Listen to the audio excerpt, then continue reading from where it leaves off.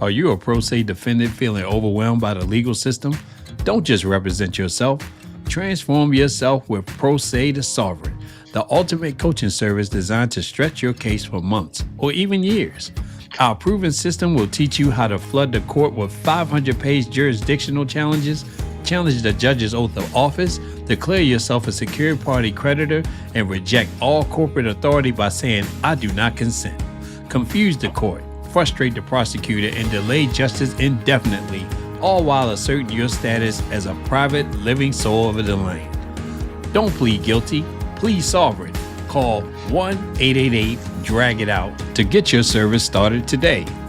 From Pro Se to Sovereign, you may not win the case, but you'll never give up your time.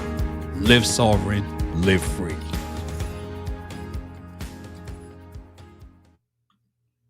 What's up, everybody? Welcome. I know I look different tonight. Don't start messing with me. Huh? I'm on the computer a lot, so I had to get some glasses, to relieve the stress on my eyes. I can see good now, but I had to get some. So how everybody doing tonight? And I saw somebody in there that said, if you're on time, you're late, but if you're early, you're on time, huh? Yes, we are live, C. Mills. We are live. Hello, everybody. Yes, we'll have a good time tonight, as usual. All right, let me get this video ready for y'all. I had to throw the commercial in there because y'all been asking for a little bit, and some of you might not have seen that one. Not sure, but oh, thank you, Stephanie. Okay, I know y'all gonna mess with me tonight. I know it. Let's see. Okay, not a problem. Not a problem. Oh, they do? All right. I was like, yeah, I was coerced into wearing these tonight. But thank you. Yeah, not showing up late for court. All right. Okay. All right. So we already know who's the star of the show tonight, which is the pro se defendant. And we just gonna do the usual. We're gonna talk trash. We're gonna dump on a lot of things, but we're gonna get through it, okay? I think she's gonna be a little bit more upbeat tonight. So let's do it. Let me get myself set up. Oh, real quick. Where my snackers at? Make sure y'all have snacks. So we do have these conversations in here. So that's kind of fun. Look, I don't know. Y'all can see this. For the people that donated with the coffee, this is thank you. Because I had that coffee donation thing in the description that people will do it sometimes. So thank you. So I got coffee right here. And while I'm small, since y'all said it's okay to snack, that's what we're going to do. Okay. Durfwood became a member. Thank you for joining. And check out that community post. There's something in there for you. Okay. Let me go back small on the side so we can get this going. Oh, drum roll, huh? All right. Let's do it, y'all. Let's have some fun. We'll talk trash in the chat. Let's go.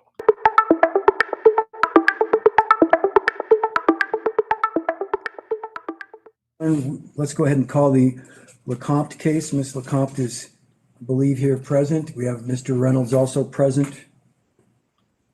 And Ms. Lecomte, you can unmute your microphone and enable your video whenever you're ready. Okay, I'm here. All right, good afternoon, Ms. Lecomte. And good afternoon, Mr. Reynolds. Afternoon. Take just a quick look at the history of the case just to make that clear for everybody. There was a summons that was issued to you, Ms. Lecomte. We've talked about this, but I just want to make a good, clear record of where we're at. This was a summons that was issued on March 5th of 2025, and the charge is accumulation of trash. Then there was an amendment, a motion to amend to add a second charge, which I granted, and that was to add a second count of violation of section 635, storage, disposal, and screening of trash. That motion to amend was granted on April 17th, and I'm looking at my face sheet from April 22nd. where we discussed all of this. I had advised you of the new charge. No pleas were taken on the 22nd, but I made sure that you understood that you had both charges that were pending. We rescheduled for today's date. And since that time, Ms. LeCompte, you have filled out an indigency affidavit with the court, an application for the public defender. Unfortunately, you don't qualify for the public defender. I've reviewed your affidavit under the state standards. It's a pretty strict guidelines that they give to us in courts. And so even though sometimes people have economic challenges, which is no doubt for many people, the only way someone qualifies for the public defender is to have a very limited income, and you just don't meet that guideline. So I gotta make sure I'm good. Okay. Lee, I think I'm pronouncing it correctly, just became a member. Everybody welcome Lee, and thank you for joining. And we will definitely have some fun and see you around. I really appreciate you joining. All right, let's go. I can't grant the public defender for you. However, I want to make sure you are aware that you do have the right still to hire your own counsel if you wanted to continue these proceedings on Judge, to another date so that you could contact and apply for your own attorney. Hire your own attorney, excuse me. I did not think I would qualify, but at your urging, I went ahead and filled it out anyway. I have continued to look for somebody I could afford, and I haven't found one. So I am now still, as before, representing myself. Okay, and I understand that.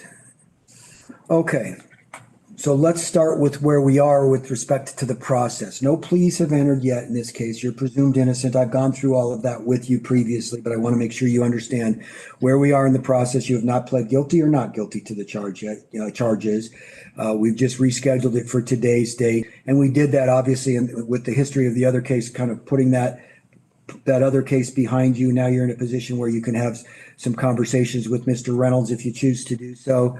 But the next step of this process would be for you to decide how you'd like to proceed. And I don't know whether there have been any subsequent discussions since our meeting on April 22nd. So, Mr. Reynolds, can you fill me in on where we are from a status perspective? Thank you, Your Honor. There's been some emailing between myself and Ms. LeCompte. I wanted to make sure that the question of whether or not she was going to be represented by an attorney was answered, and now I have the answer. It sounds like she is going forward representing herself and is not planning on hiring an attorney. So I don't have any limitations on speaking with her if she would like to speak with me. So that's kind of where we are right now. Now that question's been answered, then I can talk to Ms. LeCompte about the substance of the case without violating my ethical rules. I appreciate that, Mr. Reynolds. So I guess that puts it in your court then, Ms. LeCompte. Do you want to have a conversation with Mr. Reynolds today? You have the right, Judge, certainly the right to do that. He's willing to have the conversation. Judge, I would like to request that the court dismiss this particular case, 1045. And I'm making this request because I believe that Prosecutor Reynolds has violated and abused my rights to due process in several ways, and I'd like to speak to it specifically with the issue, among other things, about his assertion that he hadn't talked to me because he had to clarify the issue of whether I was represented or not. Sound like she trying to ease on the sovereign side with that due process rights.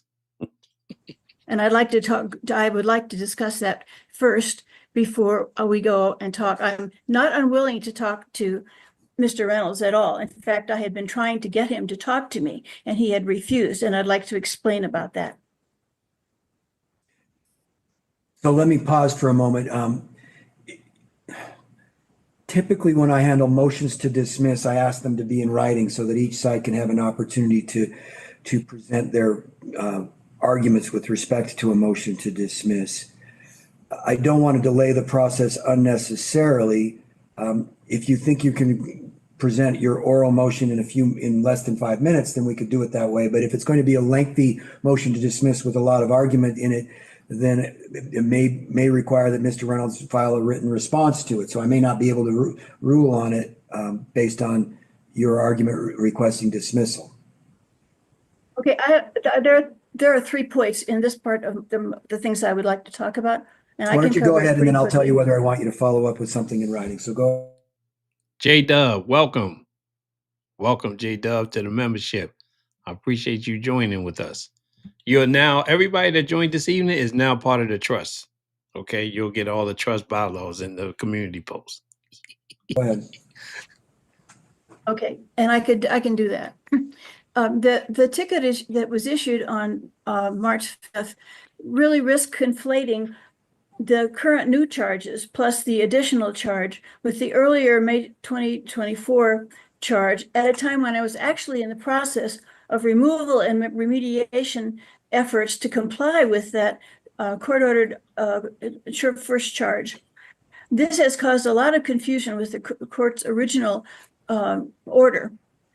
Secondly, the ticket that I received on March 5th appeared to have been solicited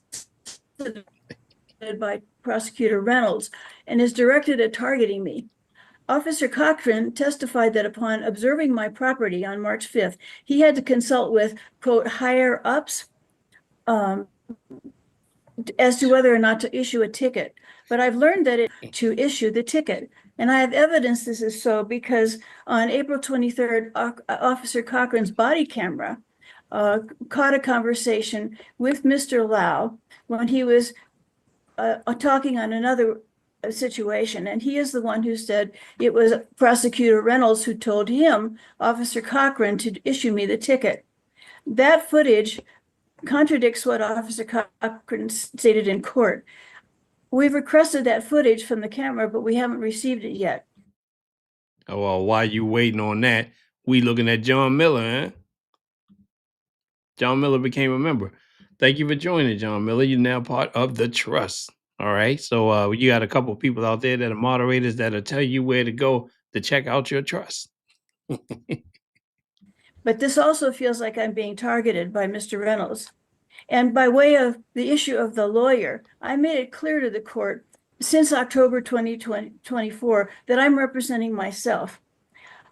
But upon being charged with the March 5th violation, I read over the steps that I was to take, specifically to schedule a pre-hearing conference with Prosecutor Reynolds to see if an agreement over remediation of the charges could be reached.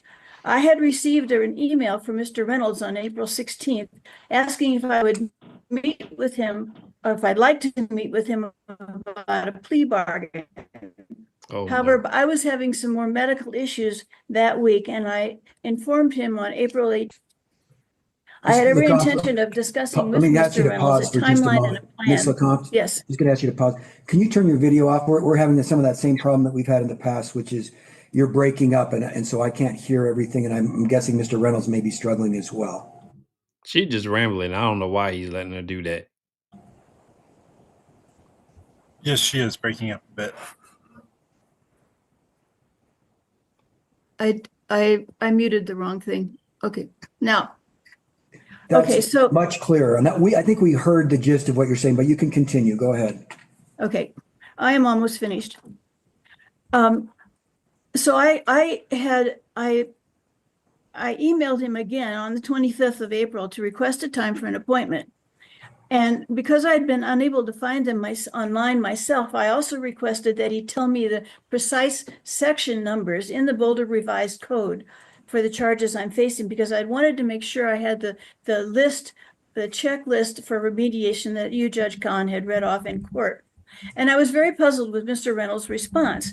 He said, if you'd like to be represented by an attorney, then our communication should go through them. If you want to represent yourself, then I'm happy to continue this conversation. Per ethical rules, I'm not allowed to speak with someone who's represented by attorney. And this is crucial. I extend that to individuals who are in the process of obtaining one. I was not in the process of obtaining one. I had only submitted at the judge's request the form of pauperous form, which is to see if I qualified for a court attorney, but that was not a request for an attorney. And I delivered that on April 26th. I then repeated my request that Mr.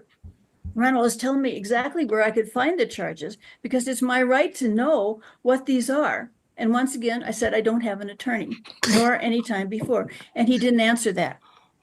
So he answered in a way that was non-responsive. He just simply repeated that we don't communicate with the defendants if they are exercising their right to be represented by counsel, which I was not. So the only thing I had asked him for was not counsel, but for him, the place where I could find the charges. And as of today, I have not actually requested a court-appointed attorney, and obviously I don't qualify anyway. So I would, by refusing to acknowledge that I didn't have an attorney and refusing to meet with me to discuss a remediation plan and refusing to provide the locations of the charges I face, I feel like Mr. Reynolds is not only targeting me, but denying my right to due process. And it's on that basis that I request the charges be dismissed. Now that sounds right on the edge of the sovereign language. And a few people ask, is she scripting? I don't know. It seemed like she's reading something, but she went and did some research somewhere. She just didn't hook up with the right one, but she's looking up something. I'm taking some notes here. I'm going to read back to you what I think you said. Here's your 3 points. One is you want the case dismissed for one reason is because you believe you were targeted by the city attorney's office, namely Mr. Reynolds, for prosecution on this charge. The second point would be that Mr. Reynolds has failed to interact with you during the period between mid-April and today's date. And the third is that he refused to provide you information about the charges, the specific section numbers. There's one more, Judge. Okay. The other, Judge, is that I believe that the ticket that I got on the 5th of March was actually solicited, not just by code enforcement coming by, but that Mr. Reynolds actually participated in getting Officer Cochran to come by and then actually told him to issue the ticket to me rather than have Mr. Officer Reynolds go to his quote higher ups. Yeah, that's a good one. Some people may be ahead and some people here don't know. So please let us just let them enjoy it while they can. We're gonna get there because that's my plan. But I saw a little bit in there. I was like, no. And find out whether that was something he should do or not. Okay, And I put that all in that same category as being targeted by the city attorney's Hey. office for prosecution. Okay. Okay, so Mr. Reynolds, do you want to respond to this orally, or do you need some time to do something in writing to this motion? It's a motion to dismiss that's been made orally.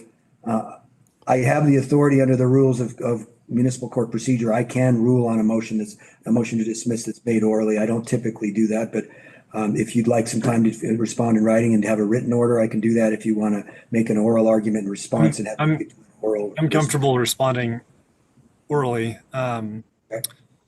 So as far as Ms. Lecomte's basis for a dismissal under, me not communicating with her since April 22nd, or at least not communicating substantively since April 22nd.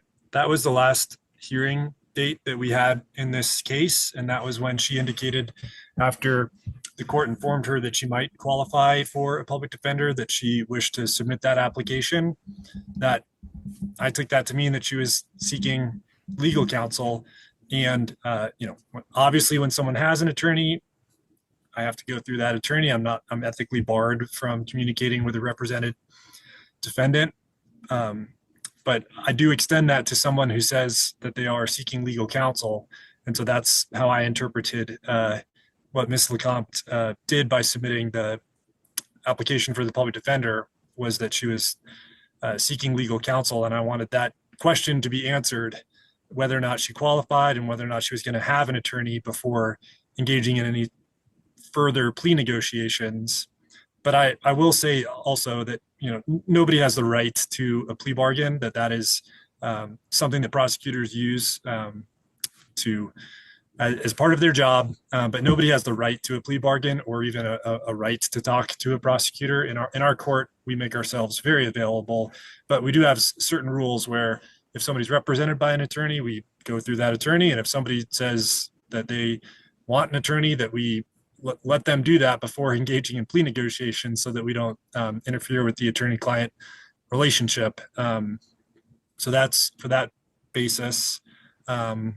And as for, me like targeting Ms. LeCompte, I don't control what code enforcement does. I'm not anybody's supervisor over there.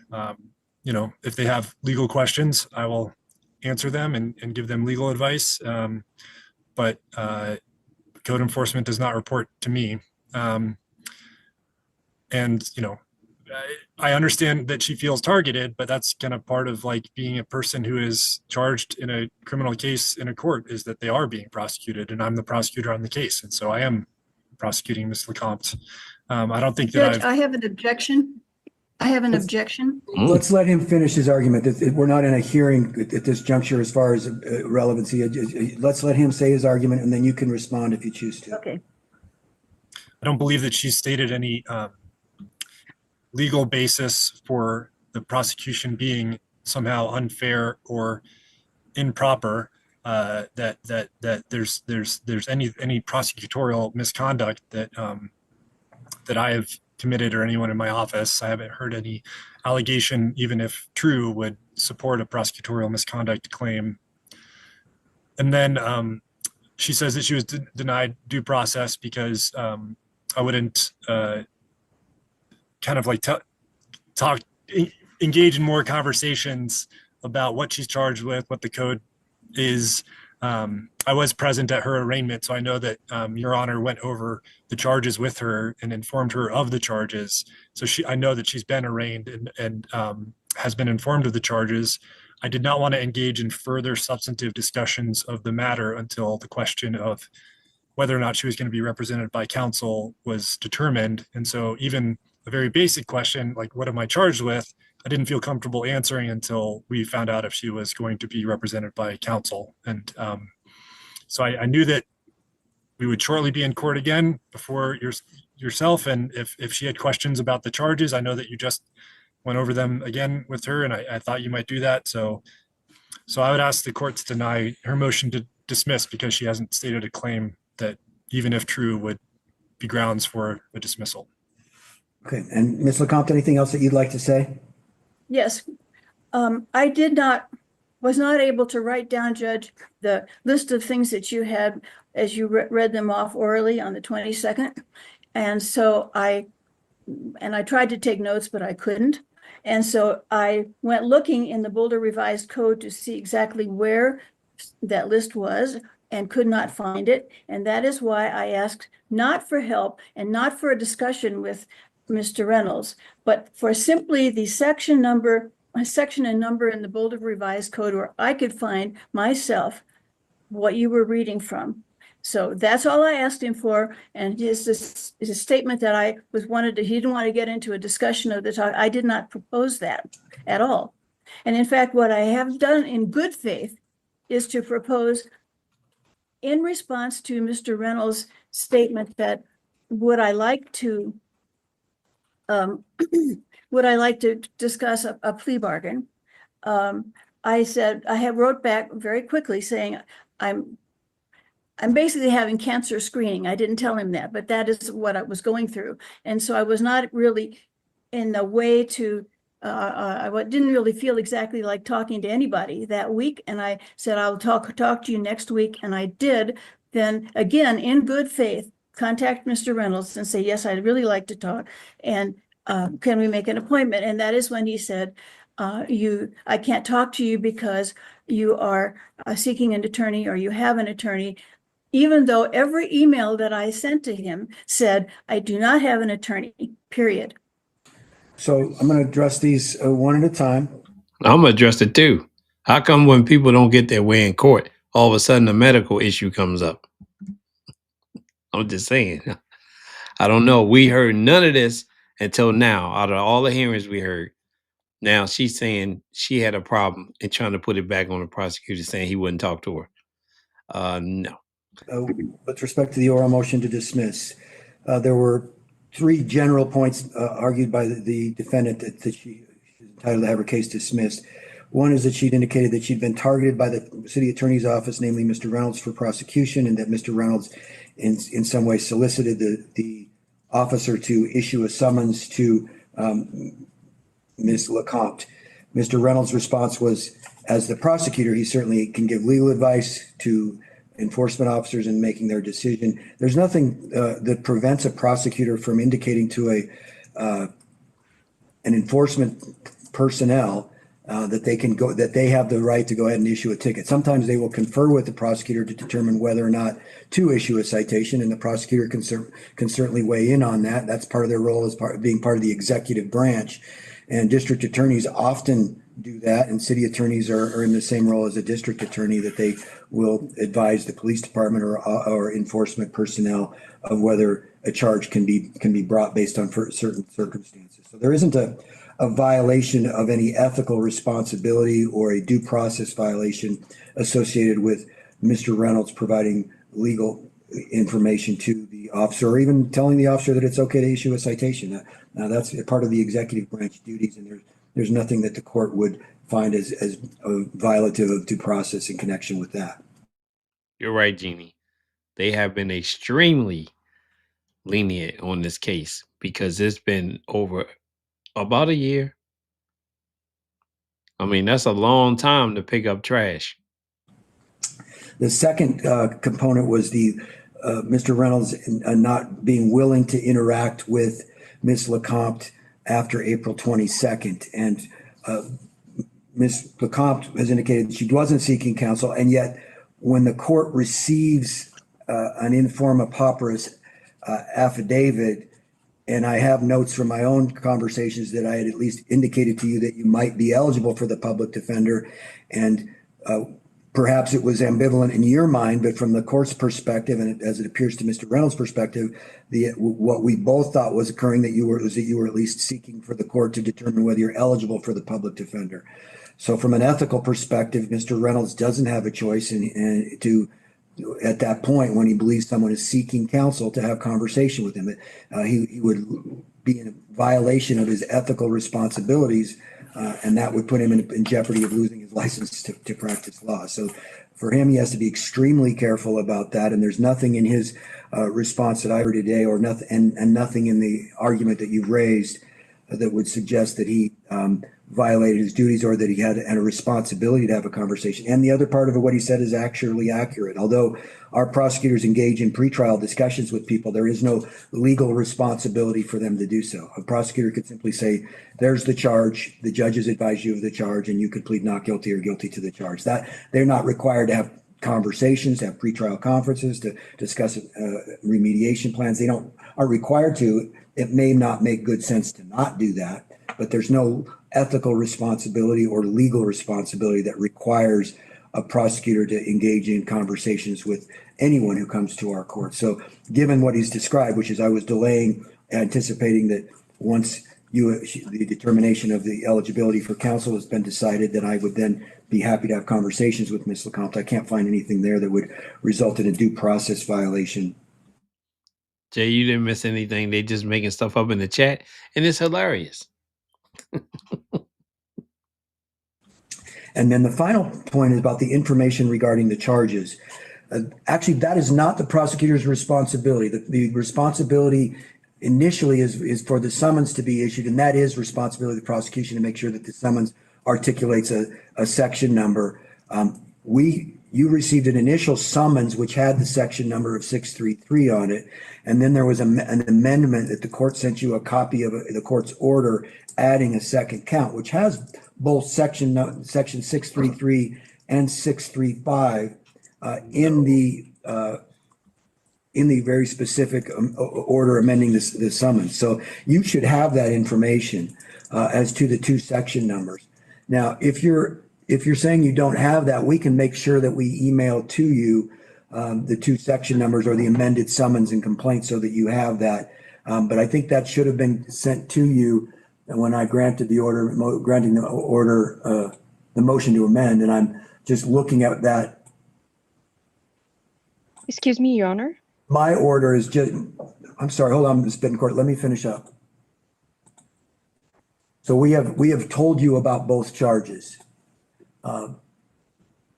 But we can simply send you another copy of the motion to amend and the court's order granting the motion to amend, if that will help. But if you're looking at the Boulder Revised Code, it's section 633, 6-3-3, and 6-3-5. Those are the two ordinances. Excuse me, Judge, I did look at those online, and Okay. I didn't, but it didn't seem to comport with what you had written out. And that is why I was asking to get the exact statement for it. And I did go, when I turned in the form for the court-appointed attorney, I turned it into Fernanda Bittencourt in person. And I asked her at that time if she could help me find that. And she was kind enough to do that. So on the 5th of May, day before yesterday, I got that from her, which is very helpful. And so I'm very grateful, but I haven't had access to something that really made sense to me until I got that from her. Okay, and that was on May 5th. Yes. Okay. All right. And so we're here now, but let me just finish up with my point, and perhaps Ms. Bittencourt was going to add that bit of information. Ms. Bittencourt, is that what you wanted to add? That is correct, Your Honor. I did spoke with Ms. LeCompte when she came here in person, and I provide that email to her yesterday. Okay. So it sounds to me, Ms. LeCompte, like you do now at least know what section numbers have been charged. Yes, I do. Okay, good enough. And then the last point that you had made was with respect to the info and the charges. And I just want to wrap this up and say that it is the court's responsibility. It is not the prosecution's responsibility to provide that information. They communicate with the court and say, these are the charges, and this is what we're asking the court to do. And then the court communicates with the defendant, says, yes, these are the charges that the court is authorized to go forward. These are the ones that have been charged. This is the amended charge. And so with respect to all three of the arguments that you've raised, there isn't a due process violation or any violation from the prosecutor's office that the court could, even if everything that you said was true, and it may be, it doesn't amount to a due process violation or anything that would justify the court dismissing the case. So just to make clear on the record, the oral motion to dismiss is being denied today. I caught that too, Rhonda. I did spoke with her. I was like, is that even right? I don't know. I spoke with her. Now I did spoke, but yeah, we all get it. Now, that puts us in a position of where we are when we came in here at 3:00, which is you are here for the opportunity, if you choose to accept it, of speaking with Mr. Reynolds. I think he's indicated he is willing to talk to you about the case at this point. Now, knowing that you are not engaged any further in applying for the public defender, and you've made a statement that you haven't hired and you're not trying to hire counsel, and that you plan on representing yourself, I think you can have that conversation if you'd like. So if you want to have a conversation with him, we can move you both to a breakout room. The other options for you, let me make really clear, and even after the conversation with Mr. Reynolds, is if you decide you want to plead not guilty and set both charges for trial, you have the right to do that. So no one can force you to plead guilty to anything. That has to be a voluntary decision. I'm unclear as to what the breakout would be. Yeah. A breakout room just means we move you from this general session where I am to another place in our system with the Zoom video system, so that you and Mr. Reynolds can talk privately. I thought that was already done in another hearing. Because now she's saying she doesn't know what the breakout room is. Let me know the ones that's been following. I'm almost sure she did that already. But it's always something new, so keeps us watching. I know, That but way- about what? Well, if you want to discuss That's the what I was case, unclear about. yeah, it's up to you. You were saying that you, from April, I'm not sure exactly what date, but you had wanted to have a conversation with Mr. Reynolds about the case, but now So I thought that's what you were wanting. And Yes, it is. Because okay, I wanted to talk to him about the plan for remediation of the new charges and a plan for getting that done expeditiously. right. That is Okay. what I, in good faith, was asking for. Okay, so it sounds like that he's available to do that. So if you'd like to do that, we can move you both to a breakout room now. And that'll just be a private conversation. If you'd like to have Mr. Lau there, I don't know if Mr. Reynolds would have an objection, but I can certainly offer him to receive that invitation. It doesn't matter to me. That would be fine. That'd be fine. Okay, so we can, either you can have Mr. Lau just join you, or we can send him, I don't know if he's with you physically in the same place, or if you want us to send the invitation to him. But what will happen, will come across your screen, Ms. LeCompte, you'll get an invitation to join a breakout room. And then after you've had a conversation with Mr. Reynolds, you'll just rejoin this main session. And then when I see that everybody's rejoined, I'll come back into the courtroom here and we'll see where things stand. Okay, I have one other question, Judge. Sure. Given that this is, excuse me, I'm going to have to ask Mr. Lau to mute himself, I think. Oh my goodness. I've now been ticketed twice again on different charges. What is to prevent Prosecutor Reynolds from inspiring the code enforcement people to come and ticket me over and over and over again on this same charge day after day, when I have been really trying, and I would like to talk about the plan that I have to get this taken care of, but I am going to need a little time to do that. And if I'm ticketed over and over and over again, I think that would be really inappropriate. And I don't know what I can do other than having an airtight agreement with Mr. Reynolds to stop that from happening. Are you saying that you've received another summons or just the one that you're talking about from previous? No. I'm concerned. I've received 2 charges on that one case of 1045. And I am afraid I am going to have more charges tickets before I can complete the cleanup. Well, why don't you all talk about that in that meeting that you're about to have and see what Mr. Reynolds' position is with respect to that. I cannot play a role in that kind of, that really comes from the executive branch as to whether they're going to seek additional summonses to be issued. And I don't have the ability as a judge to say you can't go out and issue summons. If they have probable cause for a violation, then they have the legal right to do that. So I think it's better for you to be just talking to Mr. Reynolds than to me about that, because I don't have a legal basis to prevent the government from issuing a summons if they think they have probable cause. Okay, I understand. Okay, but does it sound like a good idea for you all to have the conversation, at least so you can share what your plan is? I think that is what we should be doing. Okay, so Sabrina's going to send you the invitation right now to all 3 of you, and then Mr. Reynolds will just let me know when you all are ready for me to come back into the courtroom. Can I also invite Mr. Lau to be in on his separate mic?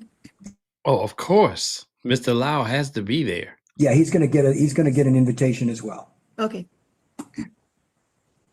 Now, Mr. Lau is only the picture guy, but he seems to be inundated in all of the court hearings and always around.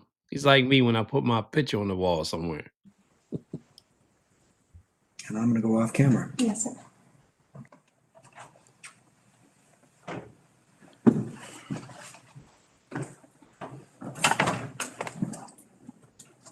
We are back on the record, sir. Okay, we are back on the record.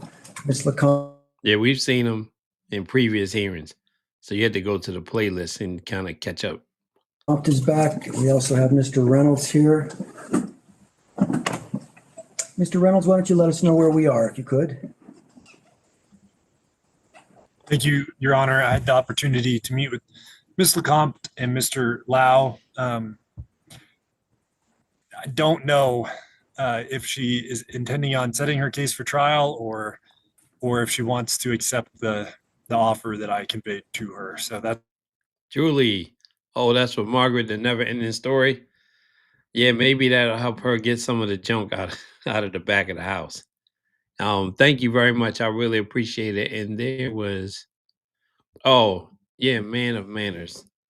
Well, he doesn't need to be on camera because he's not part of the case. Like the judge will let him say things every now and then in regard to the pictures, but and I guess if she wants him to talk with the prosecutor, she can do that, but he's not part of it, so he doesn't need to sit there. And with him, I think he doesn't stop if he starts talking anyway. That's, I guess, where we are. Okay. So, Ms. Lecomte, a couple of ways you could proceed. If you need some time to think about the offer that's been made and discuss it further, you could do that. If you decided you want to accept it, you could accept it. If you know you don't want to accept it and you want to enter not guilty pleas and set your case for trial, you have that option as well. What would you like to do? Oh, you're muted right now.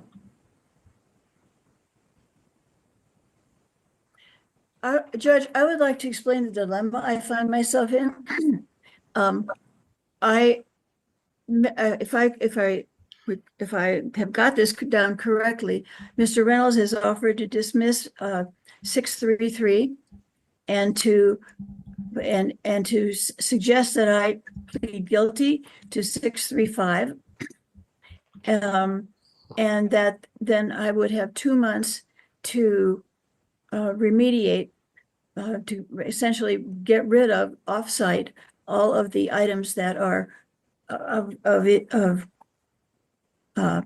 offensive in my backyard. And I am reluctant to plead guilty because I think that these 635 includes a great number of items that simply don't apply to my backyard. Oh, Noxious, smelly things, dirty things, stuff like that.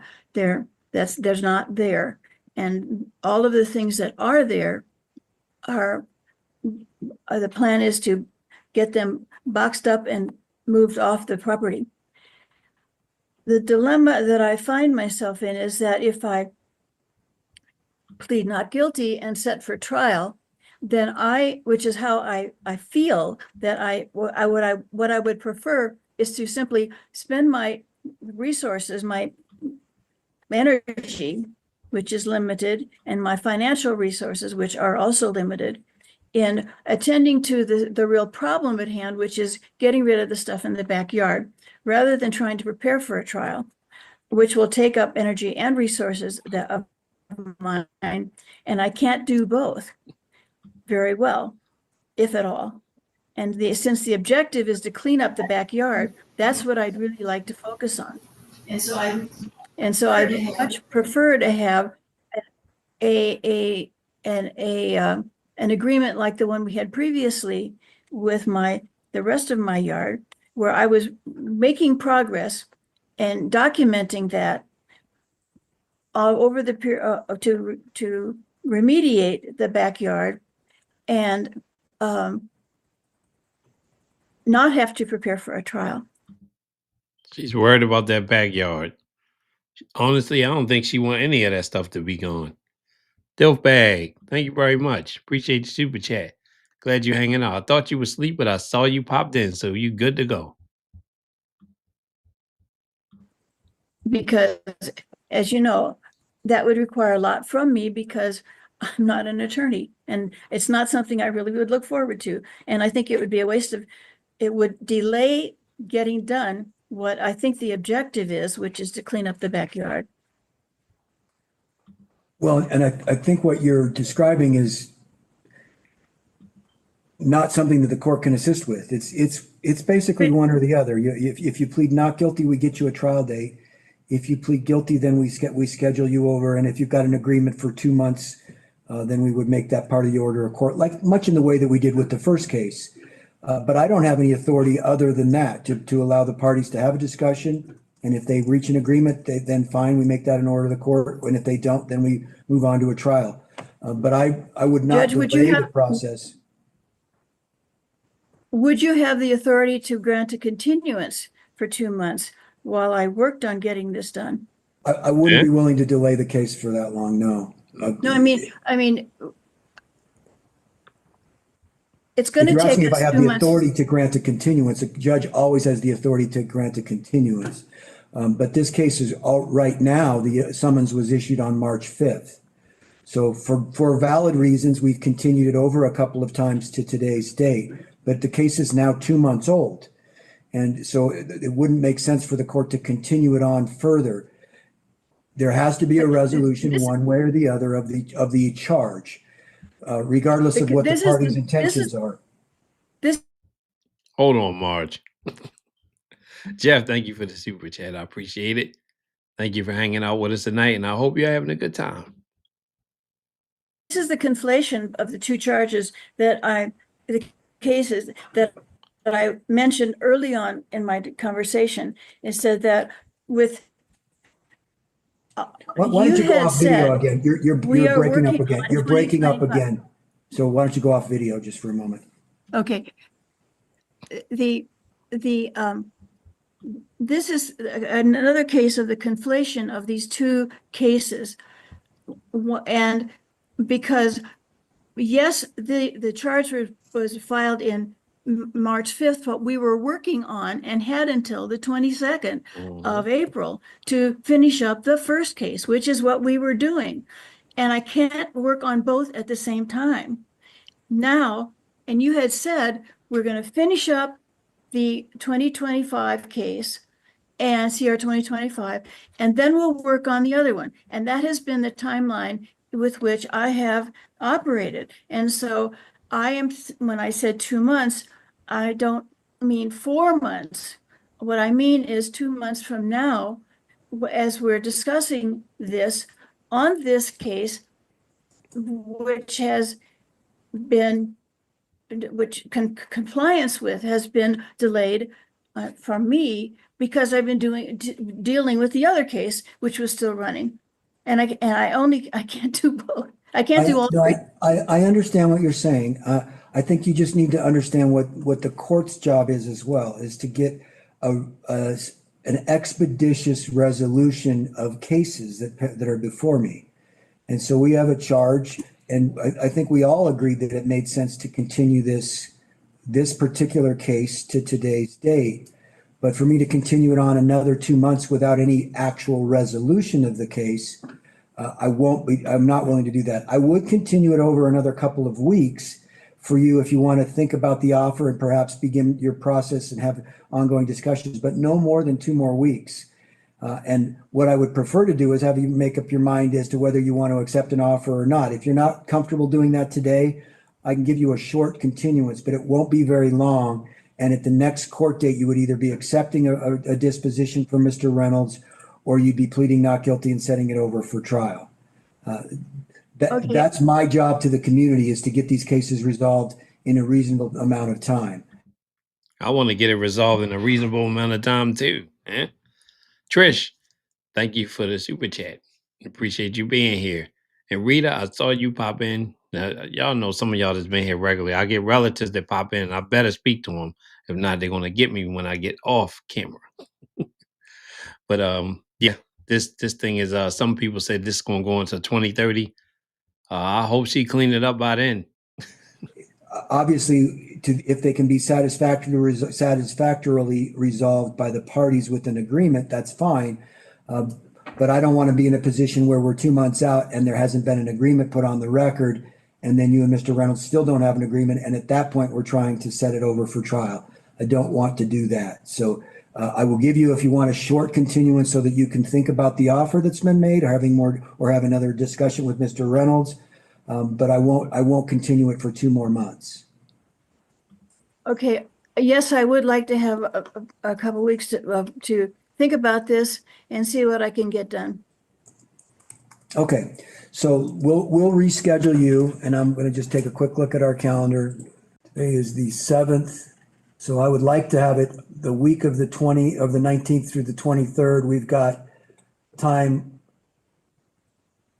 Monday the 19th. We also have time on Tuesday afternoon the 20th. We have time on the 21st in the afternoon. Any of those 3 days would be amenable to the court.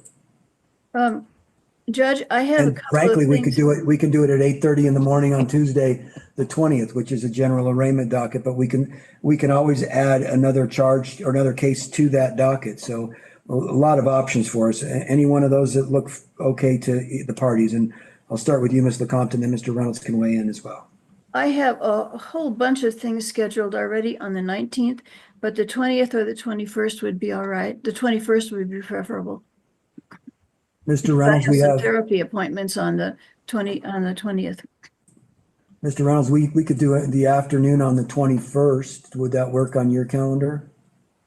And let me just look and make sure I always forget that I don't have good access to my calendar in here because the Microsoft Office in here isn't very good. So I might have to go check to see if I have any meetings.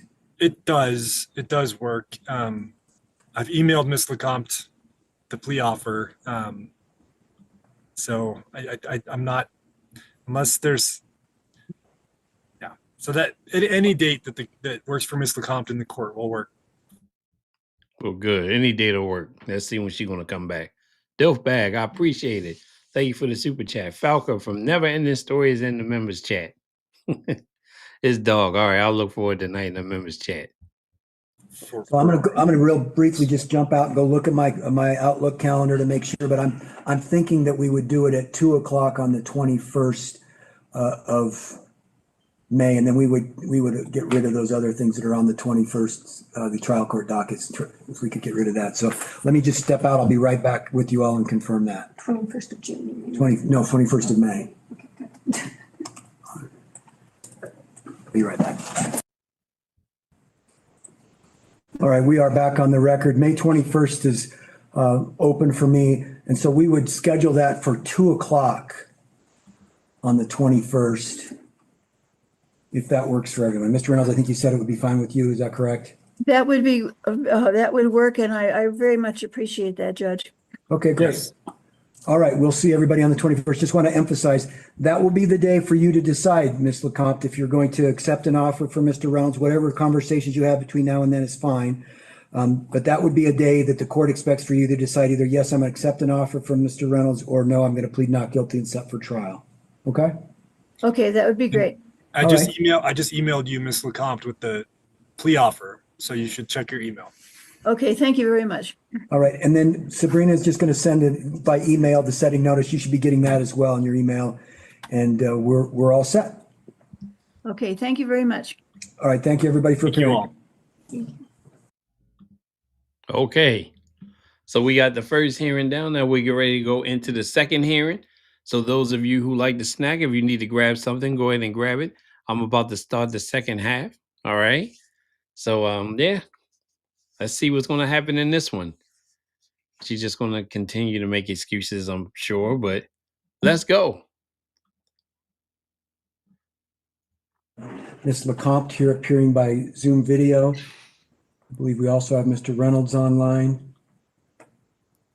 Yes, I'm here, Your Honor, and Okay, good. do you want me to use my video? Yes, go ahead and enable your video, Ms. LeCompte. As long as we're not having any communication challenges, we'll keep it that way. If we get to a point where you're breaking up, we may have to go off camera like we've done in the past, just so we have good, clear audio. But for right now, let's try to do it while we can see you and you can see us. Just, Okay. I will briefly go over where we are with the case. You were last here on May 7th. And at that time, we continued the case on for a couple of weeks. You wanted a little bit of time to consider things and make a decision. And as I mentioned at the hearing on May 7th, today would be a day to determine whether you wanted to accept a disposition from the prosecutor's office and plead guilty to the charge, or plead not guilty and set the case over for trial. I'm gonna answer this one. Brian, if you go back to the beginning, I came in with a commercial tonight. So go right to the beginning. That's the first thing to come on. Then come on back in here with us or do it afterwards. But you know I got you. So no plea is yet entered, and I think I mentioned to you at the last court date, the reason we wanted to hold off is so that you would have time to think about how you wanted to go. If you decide to plead not guilty, we would set it over for a trial. If you want to have one last discussion with Mr. Reynolds for a few minutes, you could do that. Although I think there probably already have been discussions, so it wouldn't be a lengthy one from the court's perspective. So let me just check in with you, Ms. LeCompte. How would you like to proceed at this point? Well, excuse me. I would like I would like to have you and the prosecutor take a look at the photographs that I sent in this morning of the south side of the backyard. It is not perfect, but there's a lot of stuff that is gone. And there are still a number of things because obviously it's a very big job and we didn't have a lot of time. And in addition to that, Mr. Lau's still limping pretty badly. And he is the only person that can move his tools and things. So I sent those things in. I'd like you to take a look at that. Let me pause for just a moment and just make sure everybody, and I appreciate that. So sometimes it can be confusing, especially when all of a sudden you had the old case where you went and you'd pled guilty, and then once you pled guilty, it became the court's responsibility to first impose sentence and then to monitor that sentence. And we finished that other case up, although it's still open for you to maintain compliance. We finished that case. This case that is now pending, there hasn't been a plea entered yet. So I don't have jurisdiction to impose sentence or to do anything with the case except to either set it for trial or make some other determination on how we move forward with the case. But I, as the judge, have to remain impartial. So I can't look at those photographs at this moment. And that's because I have to remain impartial on the original charge and not be influenced by, if the prosecutor were to send me photographs, I'd say I can't look at those right now. I can only look at them when if the case goes to trial or if the defendant pleads guilty and we move on forward to sentencing. So I want to make sure that Mr. Reynolds has access to those two exhibits. I'm assuming he does, but it wouldn't be appropriate for me to look at those right at this moment. Does that make sense to you? Yes, I understand that this is the second charge. I understand perfectly. I am not very clear on what arrangement or what deal Mr. Reynolds proposed last time. Now, one thing, I don't know if you notice it, every hearing, she's not clear. She used that a lot. Like it basically just say, I don't understand the charges. That's what the sovereign citizens say, but it's every hearing. At some point, she's going to say it. Because I'm a little confused about all of the many different tickets and charges and so forth. So if Mr. Reynolds would be so kind as to repeat that, I would appreciate it. And maybe you all could just do you want to take about 5 minutes to discuss things outside my presence, Mr. Reynolds? That way I'm not influenced by what I'm hearing. I'm happy to do that. Okay, so we're gonna give you an invitation to join a breakout room with Mr. Reynolds. That'll come across your screen, Ms. LeCompte. You can ask him questions outside my presence. He can look at whatever photographs you've submitted, and he can explain to you what his offer is in connection with the case. It's much more appropriate for that to happen outside my presence. And then as soon as you all are done, you'll return to this main session. And when Sabrina sees that you're both in here, she'll have me come back on the record and we'll go from there. Does that make sense? Yes, that's fine. Okay, so I'm going to step off and we'll go off the record here in the courtroom and look for that invitation to join that breakout room in just a moment. Okay, we are back on the record. Okay, thank you very much for the popcorn fund, the largest size popcorn fund. I appreciate that. Y'all go get some popcorn together and eat it in in the comments.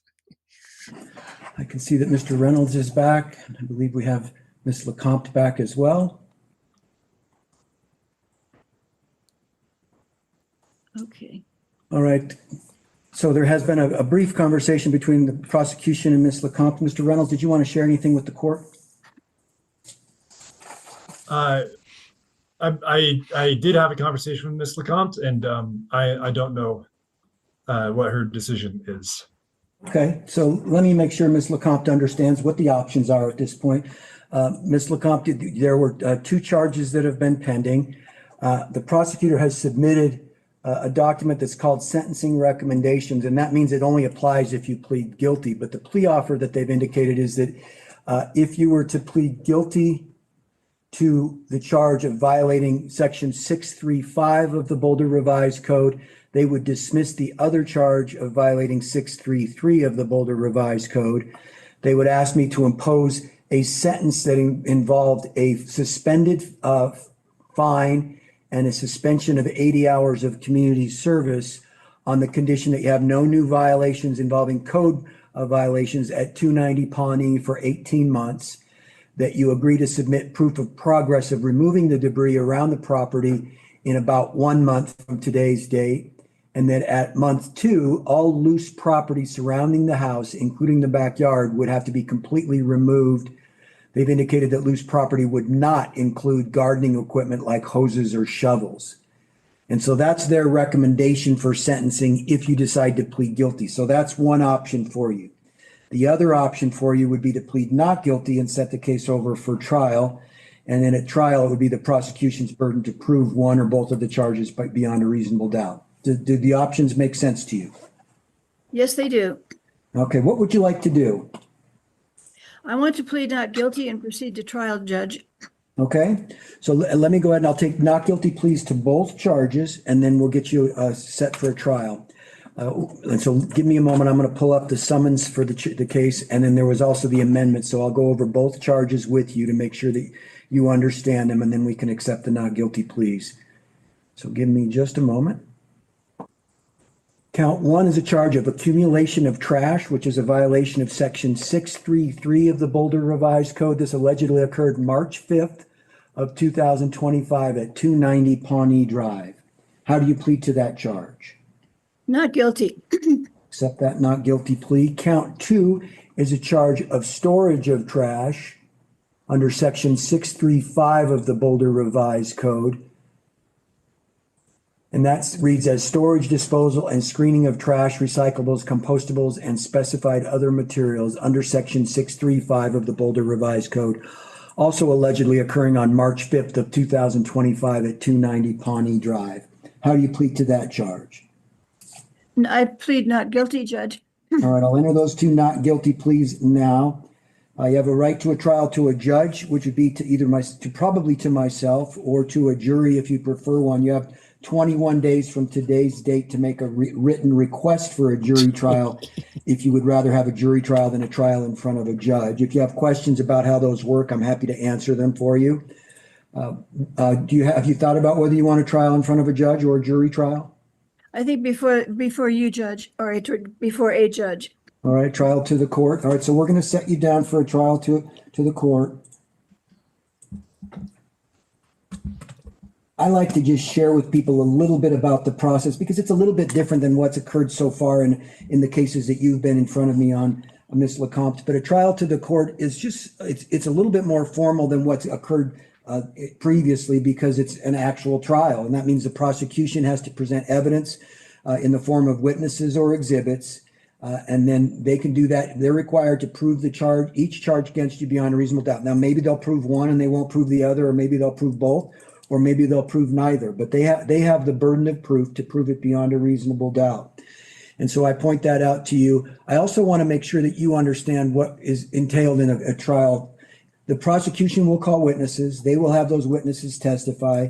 You'll be given the opportunity to ask those witnesses questions during your cross-examination of the witnesses. And then the prosecutor is going to rest their case once they've presented all of the evidence that they want me to consider. You will also have the opportunity to present evidence. You can testify. You can call witnesses to testify. If you have exhibits in the form of photographs or any other documentation that you want to have the court consider, you can move for the admission of those exhibits.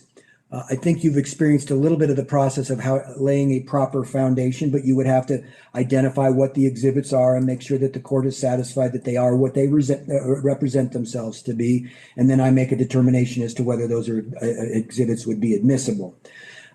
Keep in mind that anybody that you call to testify, including yourself, would be subject to cross-examination. And that means Mr. Reynolds or the prosecutor's office can ask that person questions. Just like you have a chance to ask their witness questions, he'll have a chance to ask you questions. Once both sides have had an opportunity to present evidence, there'll be an opportunity for closing argument. Closing argument is not a time for new evidence. It's a time to summarize or talk about the evidence that's been presented. And I'll probably remind you of this at the trial date so that there isn't confusion. But sometimes when people choose to represent themselves, and I don't know whether you've made that choice yet or not, but sometimes when they choose to represent themselves, they hold something back or they think of something during the closing argument that they want me to consider. Just keep in mind, if it hasn't been already offered in some form of evidence, I won't be able to consider something that's not sworn testimony. So I just point that out so that you're aware of it before you get to the trial.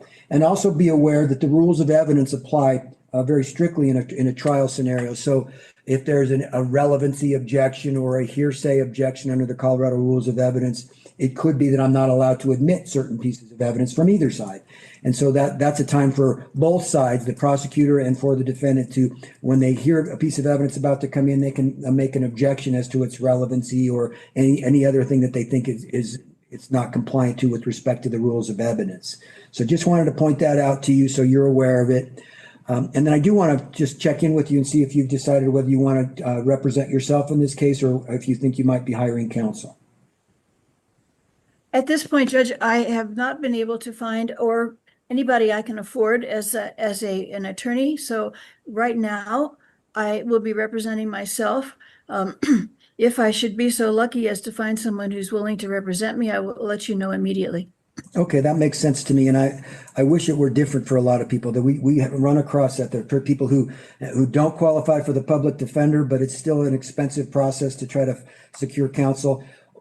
As you've seen me in the past, I really work hard to try to make sure that people have an opportunity for relevant evidence to be admissible. So I try to avoid having people be tripped up because they didn't say the magic words to get something admitted. Doesn't mean something will be denied its mission for legal bases, but I try to make it as easy as possible for someone to represent themselves, even given the fact that they don't have the same legal background that the prosecutor might have. So if you decide to represent yourself, that's okay with the court. It's fine with me.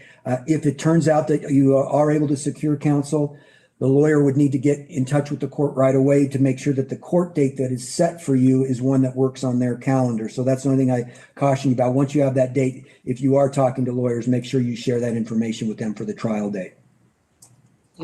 Okay, I understand. Thank you. All right. So the next step will be for us to just get you a date for trial. We'll want this on my calendar, so it'll be sometime after June 5th. But I think we're close enough to that date anyway. We probably aren't offering trial dates.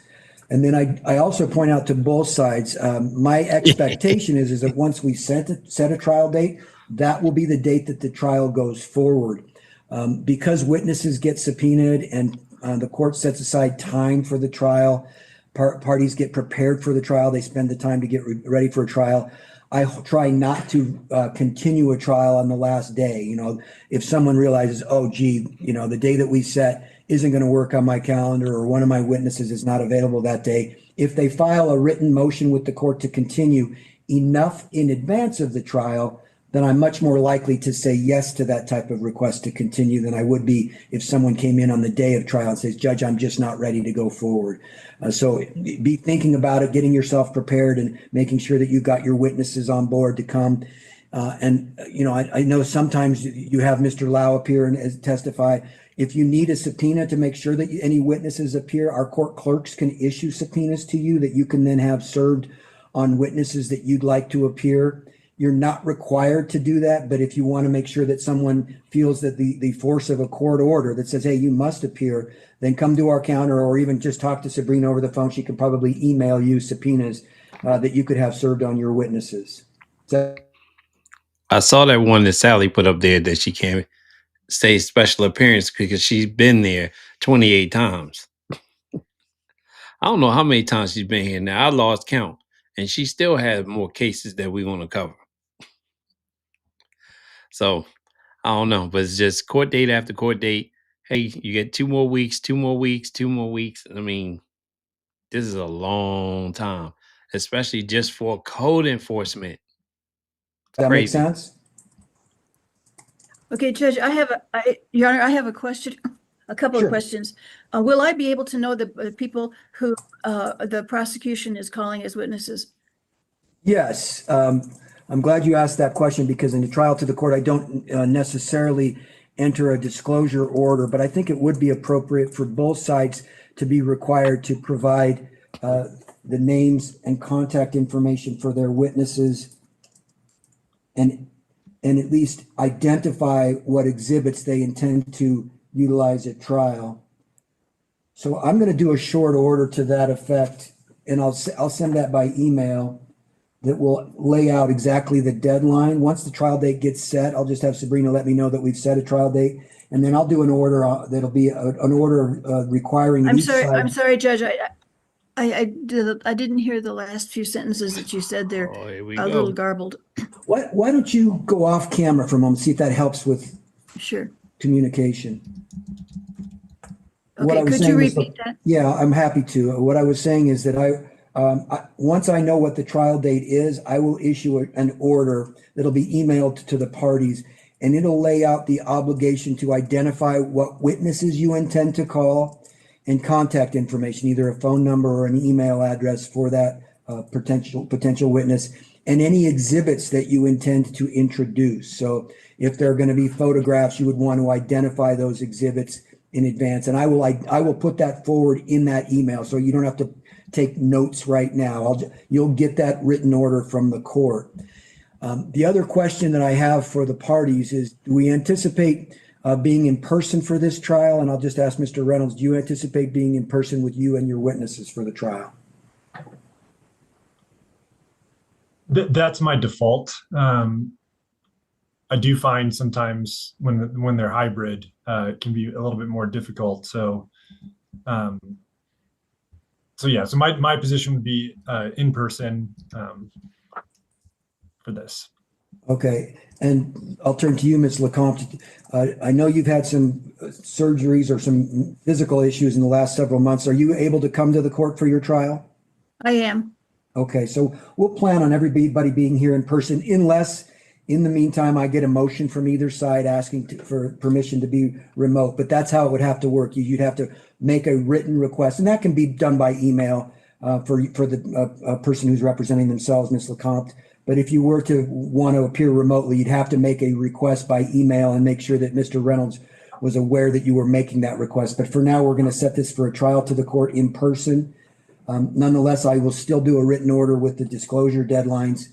And then if there are going to be photographs or other exhibits, I would ask the parties to submit those in advance to my clerk. So I will, in that order, I will identify a deadline for submitting those exhibits to our clerk. You've done that before, Ms. LeCompte, but I like to have them all in the system so that when we have the trial, even if everybody's here physically present, we can still have the exhibits in our file to pull up and deal with in that way. So you look in that order, it'll be very specific about the deadline for exhibits. And of course, the prosecutor's exhibits will be numbered exhibits. The defendant's exhibits will be lettered exhibits, as we've done in the past. Okay, Your Honor, I would like to beg the favor of not an immediate trial, because I will need to prepare, and I will also need to identify and subpoena witnesses, and that I know that will take some time. Okay. How far out were you thinking that you would like the trial set? Probably at least 4 weeks. Mr. Reynolds, any objection to that? I don't have an objection to that, but I don't know at the moment about, my witness availability. So it sounds like kind of Ms. LeCompte is asking for early to mid June, which seems workable. Yeah, I think that's about the time frame we were kind of anticipating already. So Sabrina's But kind of looking at me, which means she may have some dates in mind. Yes, I do have some. Early some dates to pulled up with mid-June. you. We're probably looking at mid-June at the earliest. So, Your Honor, what I see is Monday, the 16th, with you at 1:15 p.m. And then we have Wednesday, the 18th of June at 3 p.m. And then Monday, the 23rd of June at 8:15 a.m. right now are available. Let me just take a look at those since we've got everybody here. And I also want to make sure that we aren't in a position where we aren't able to get the trial done. So I'll take a look at what else is on the docket. And obviously, both sides have to check with their witnesses. So we'll set a trial date. There is a possibility that a witness will say, I'm out of town, or I'm scheduled for a training, or I've got some other conflict. And so that could result in either side requesting a different date. But looking at the June 16th date at 1:15, that looks like a pretty good date because we don't have anything else set in the afternoon that day, which would give us plenty of time that afternoon to get the trial done. I'm not as comfortable setting a trial at 3 p.m. on the 18th, so I would not look at that as a great date. And then June 23rd at 8:15, looks like we already have a civil hearing scheduled that day, so not thrilled with that as an option. I'm leaning towards that June 16th date, but also looking at it, we could probably do a 1:45 on the 23rd, and we could cancel everything else in that afternoon, and that would give us enough time. So Now, that's a good point right there, Trish. If this case was in front of Judge Oakley starting last year, she probably been held in contempt and put in jail for a bit because it would not have lasted this long. Not with him. No. Excuse June me, 23rd. Your Honor, I need to check my calendar because I think I have an appointment with an update with a surgeon on the 23rd, Okay. but I have to check on that. So why don't we do this? Let's have, I'm going to have Sabrina email those two dates, the June 16th at 1:15 and the June 23rd at 1:45 dates to the parties. And then I'll just ask you to get back with Sabrina in the next 24 hours to 48 hours if you can, to let her know which date will work, if either will. And if not, she can get with me to get some other dates. Okay, thank you. I can do that. Does that work for everybody? Yes. Yes, Okay, Your Honor. so look for that email from Sabrina. That'll be the first step. Get the trial date set. Once she gets it set with you all, and that may take a couple days to get it set, then she'll let me know and I'll do an order regarding exhibits and the disclosure deadline so everybody's on the same page. All right, any other questions, Ms. LeCompte? No, I don't think so, Your Honor. Mr. Reynolds, anything from you? No, Your Honor. Okay, I think that should take care of everything for the time being. And we will see you on the next day that I will probably see you will be at the trial. Okay, thank you, Your Honor. All right, thank you, everyone. We can go on Thank off you. the meeting. You're free to leave. Thank you. That's it. So the trial is next. And I think I have it. I'll check. Or I had to go look for it. But that's going to be interesting to see. She's going to represent herself. And as you see, she was trying to throw a little bit of stuff out at him during the first hearing. Just talking a little bit more. You violate my due process rights. So who knows? She might come to trial with a sovereign citizen script. You never know. She might be using, well, I would say ChatGPT, but everybody was teasing her about having dial-up. So if she's running dial-up, I'm sure she's not into the AI right now. Oh, thank you, Julie, for your kind words and everyone else that has said nice things tonight. And I have a good time as usual with everybody here. So let me see. Oh, I'm gonna check on the trial. If I can do it tomorrow night, we're gonna keep this train going. And if not tomorrow night, the night after or something. But we're gonna keep watching these. I'm really enjoying just hanging out with you guys during this trial of hearing and all the stuff that we talk about in the chat. It's really been good. Hey, Chrissy.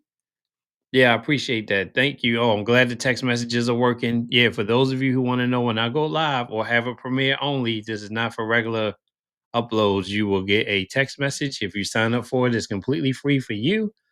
And everyone that's on it have been saying good things about it. They get it immediately and then they pop in the chat every time. So I normally send it out at least 30 minutes early and you'll get it and then you can come on in. And I only do that so people can start hanging out. And then if I'm already set up, I'll just kind of hang out with y'all a little bit in there while I'm still getting myself together on this end. But thank you all for always coming and hanging out with me and hanging out on the channel. I appreciate everybody that come through here. Everybody. So thank y'all, and I hope whatever y'all do tonight, tomorrow, whatever time it is, everybody's in different time zones. You got it, Amy. Oh, Chrissy, 7 months of membership. Thank you. I appreciate that. Good night, Sherdell. Sorry about your accident tonight. So I hope everything's good with your vehicle. Be careful. Glad it wasn't a deer instead of just a small raccoon. So that's the better side of it. But everybody have a good night or morning. I'll put it like that. And I'll see you around on the next one. And for those of you who missed the commercial, it's right at the beginning of this live stream. So just go check it out if you want to. But y'all take care. And thank you once again for coming through Sovereign Citizen Encounter.